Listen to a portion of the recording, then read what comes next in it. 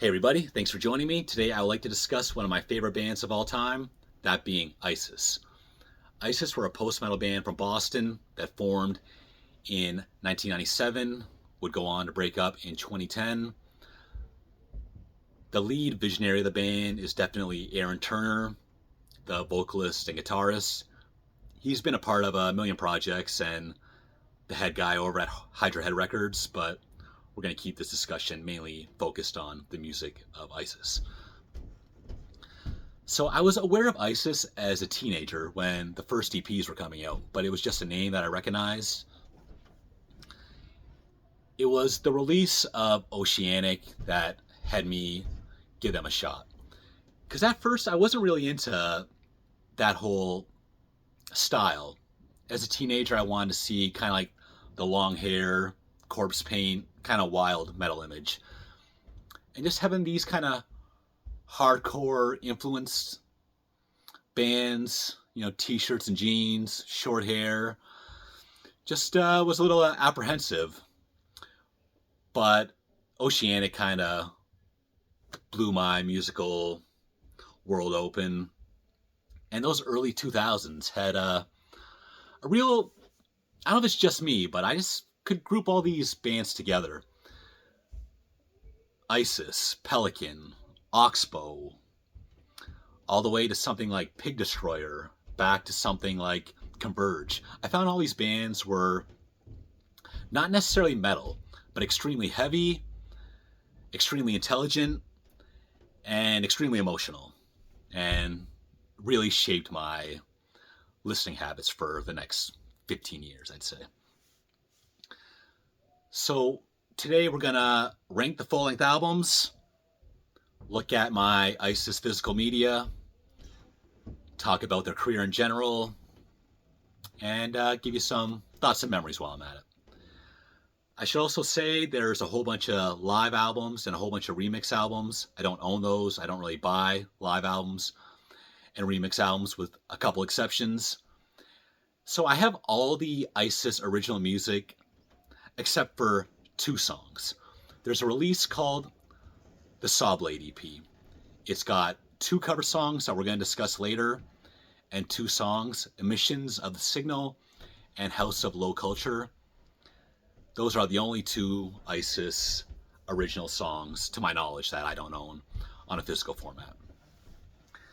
That getting a copy of that is just too expensive right now, hundreds of dollars.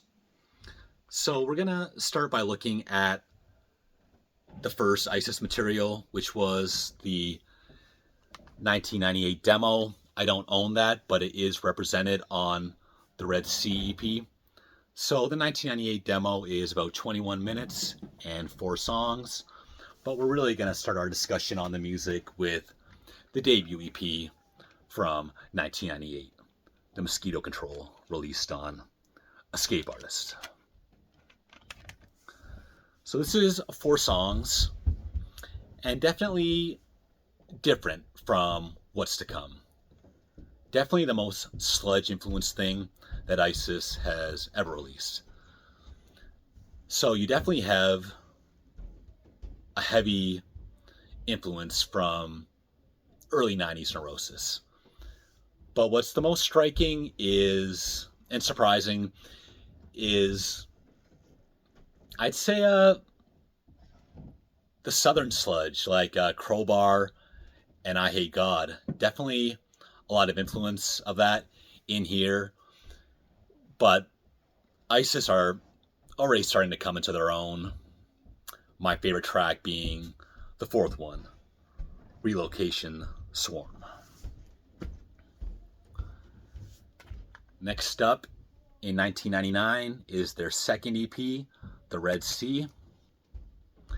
This is 3 tracks on Second Nature Recordings. The first song on here, Charma Karma Cat, Shines to Earth. Definitely a reference to the Melvins, who are another big influence on early ISIS. But my favorite track on here is definitely the title track, The Red Sea. That is a glimpse into the ISIS that you're going to encounter on Celestial. Because as much as I love a lot of the EP material, the full-length albums is where Isis really shines. But I will make one exception to that statement, that being Signal 5 from 2021. This came out on Near Art Recordings following the release of their full-length album, Celestial.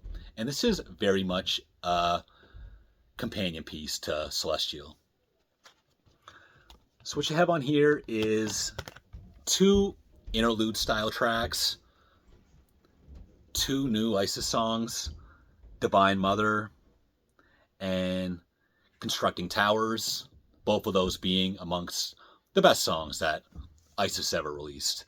And then it closes with a remix of Celestial by Justin Broderick from Godflesh.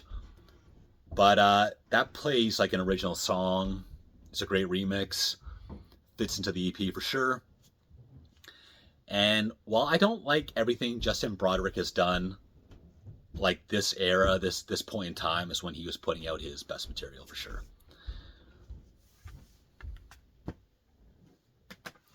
Next up, we have In the Fish Tank, Volume 14. This came out in 2006, and it's a collaboration between Isis and the Scottish alternative rock band Aerogram. Aerogram, I gave them a shot. On their own, it didn't do a whole lot for me. But, well, I'm going to read the back cover here. It says, In the Fish Tank is an ever-ongoing project of Concurrent, independent music distributor in the Netherlands. In this collection, Concurrent invites musicians of various walks of life to whom they feel strongly related to record. They are given 2 days studio time and the freedom to do whatever they like musically. The Fish Tank offers a space for expression and experimentation. Results may vary, but are always surprising. So yeah, I did read somewhere that both bands came to the studio with some ideas already. And again, like it says, they recorded it in 2 days. So there's 3 songs on here. The highlight for sure is the opener, Low Tide. That's one of those songs that really scratches that itch of what I loved about Isis. So that's my favorite song on here. The second song, Delisle, it's kind of like a boring Isis song. Not great. And then the third song, Stolen, is, again, I'm no Aerogram expert, but it seems to me like that song is more of their thing. But please check out the first song, Low Tide. One of my favorite songs that Isis has ever been a part of.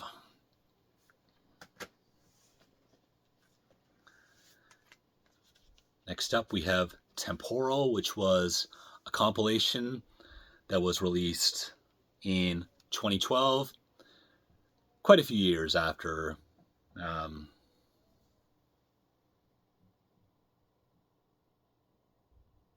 actually, I'm not sure if it was released in 2012. That seems kind of early to me, but that's what it says on the back. But in any case, this was a compilation released after the band broke up. So we have 3 discs here, but let's take a look at the package quick. This was put out on Ipecac, like most of the Isis stuff is. And let's go through this disc by disc. Disc 1 is 7 demo tracks, seemingly all from the final 3 Isis albums. Disc 2 is a little bit more interesting. You have a cover of Street Cleaner by Godflesh and Hand of Doom by Black Sabbath. Both of those were released originally on the Sawblade EP, but I have them here. 2 remixes of songs from In the Absence of Truth. Temporal, which is like a new, kind of an interlude track, a couple minutes long. An acoustic version of 20 Minutes, 40 Years from Wavering Wavering Radiant. But the most important thing about this release are the two tracks Way Through Woven Branches and Pliable Foe. Both of those are unreleased tracks from the Wavering Radiant sessions. Well, one was an unreleased track, and one was, I believe, a Japanese bonus track. They would go on to be on a split release with the Melvins, but I got them on this. Those songs are very much in the Absence of Truth, Wavering Radiant era of ISIS, but while quality tracks, I'm glad they're not on the album. Definitely second tier for this band. The third disc is a DVD. We have 5 music videos. Pliable Foe, 20 Minutes, 40 Years, Holy Tears, Not in Rivers but in Drops, and In Fiction. I wouldn't say these videos are necessarily similar. They just have a similar art style to them. I'll just say that. It's not just graphic arts. It's not like the band playing. It's like montages of filmed bits and probably telling somewhat of a story. The one that sticks out to me is In Fiction, because it very clearly is speaking to the theme of Panopticon, which is kind of the whole surveillance state concept. Last thing we're going to look at before we get into ranking these full-length albums is Clearing the Eye.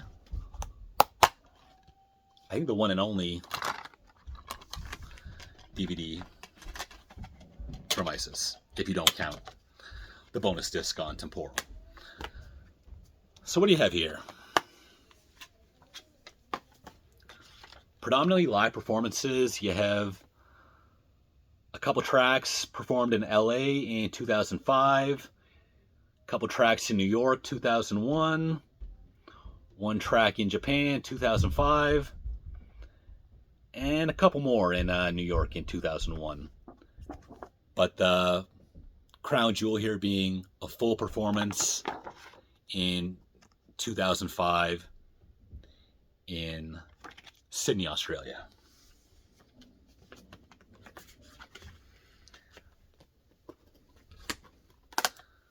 Okay, let's get into it. If you're still with me, we're going to rank these 5 full-length ISIS albums. And yes, there are 2 albums in particular you're generally going to find in the top spot. But outside of like the number 1 spot, usually people are pretty all over the place with their rankings. So this should be interesting. Just my opinion. And here we go. Number 5 is the 5th and final album from 2009, Wavering Radiant.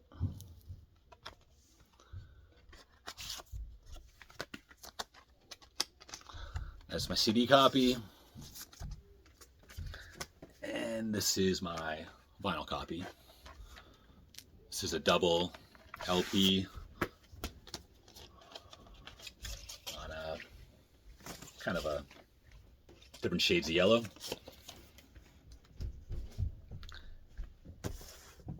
And I should mention, I've only seen ISIS live one time. It was during the Wavering Radiant tour. I don't know, I'm a lifelong metal fan. I just never really went to shows until I was maybe 24 years old for whatever reason. But I did get to see them though on their last trip through Toronto. I think it was Pelican and Tombs opening. Love both those bands. One of my most memorable shows ever. And my favorite tracks on here are Ghost Key and 20 Minutes, 40 Years. My main problem with this is that I just don't have a lot of emotional connection to it. It kind of ticks all the boxes that you want to hear from ISIS. Kind of spans their career a little bit. Definitely a little heavier than the album that preceded it. But again, it just doesn't pull at my heartstrings or give me the feels that the rest of the discography does. Still, though, one of my favorite bands. I give this a 5 out of 5. And that goes for everything, from everything on up. Number 4, Celestial. Debut album from 2000. This one came out on Escape Artist. Definitely the heaviest thing that ISIS has ever released. My complaint is too many interludes. Yes, it does fit into the album. And it is part of the whole, but I just kind of wish they were tacked on at the beginning and the end of the song instead of being its own standalone tracks.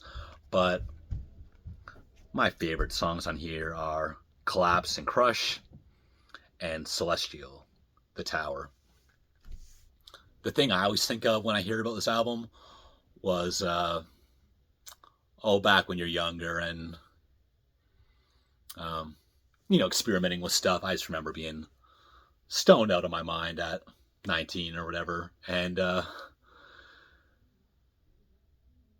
going on a walk, having this in my Discman, and just having these visions of just the planet just slowly turning, just looking like a planet of ice and just slowly rotating. Just having that image in my mind for what seemed like hours back in those days where it hits you differently.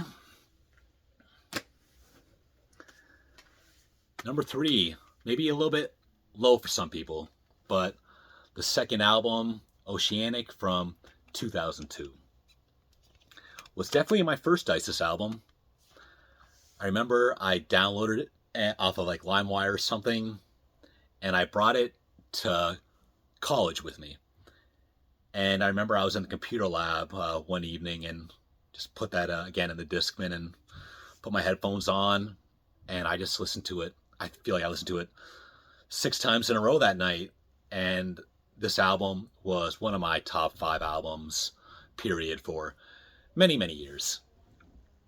As the years go on, as you can tell, there's some albums I like better, but a total classic, and I'd say 50% of ISIS fans' number 1 pick. Favorite songs on here for me are Carry and Wait. 2 obvious picks, but for a reason. I always assumed this was just kind of a concept album about the ocean and just like the nature of it. But apparently it's more of a story on a relationship and a suicide that comes out of it. But that never really dawned on me until I read that somewhere, and I've always preferred just interpreting this as an album about the ocean. And that's the thing about ISIS too, is that a lot of things, a lot of their concepts seemed somewhat simple, and the lyrics are somewhat sparse, but even still, it was always so well thought out, so smart, philosophical. They just really made an impression on me. My number 2 is going to be an unpopular pick for many people. Most ISIS fans' least favorite album. But I got to go with In the Absence of Truth from 2006. Take a look at my physical vinyl. Double black. Pretty sure I bought this when I saw them live. This album is definitely their least heavy and their most commercial. My favorite tracks being Not in Rivers, but in Drops, and Garden of Light. Definitely much more of a more shiny and shimmering album. A lot more clean vocals that I don't always love. There were some moments back in the day where I labeled them 311 vocals. I've heard about 2 311 songs in my life, but didn't like them, and I thought the vocals kind of reminded me of the clean vocals on here, but that probably wasn't really a fair comparison. And overall, I've really come around on this album, and I'm making this video on December 30th, not too long after Christmas, and this album has just always been kind of a Christmas album for me. Definitely not a happy release or anything, but again, just kind of a shimmering atmosphere to it. Driving at night with like the red lights, so it's a perfect match. So I guess you know what my number one is? I always thought that 9 out of 10 ISIS fans thought Oceanic was the best, but upon more recent research, it seems that the majority of the people are in line with me. The third album from 2004, Panopticon, one of my top 10 albums of all time. Amazing. I remember I bought this on Christmas Eve many, many years ago. The week it was released. I remember I went Christmas shopping at the mall last minute, got home, and then it came to my attention that the new ISIS album was out. Drove all the way back to the mall, bought it, brought it home. One thing I will say about this album, like a lot of ISIS releases, is it does feel like one long song. That doesn't mean that all the songs sound the same, but they all have such a similar mood that they really just bleed into me in my memory when I think of this album. My favorite tracks on here have to be So Did We and In Fiction, another couple obvious picks, but undeniable classics.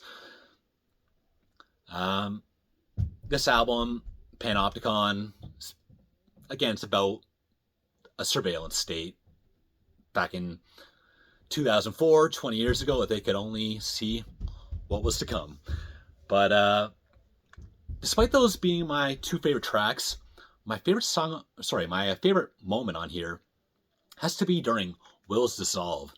Near the end, at the 6-minute point, it's just this sudden, like, momentary burst of positivity through that shines through a very downbeat album, like all of ISIS's stuff, I would say. Another one of ISIS's specialties is their epic endings, never more apparent than on this release. And I think it was following the release of Panopticon, they toured opening for Tool, apparently at Tool's request. And while Tool and ISIS don't sound alike, they definitely have something in common with those just epic, amazing endings to their songs. And again, I can't say enough positive things about this complete masterpiece. Please check this one out. Here's my copy on vinyl. It's a different cover.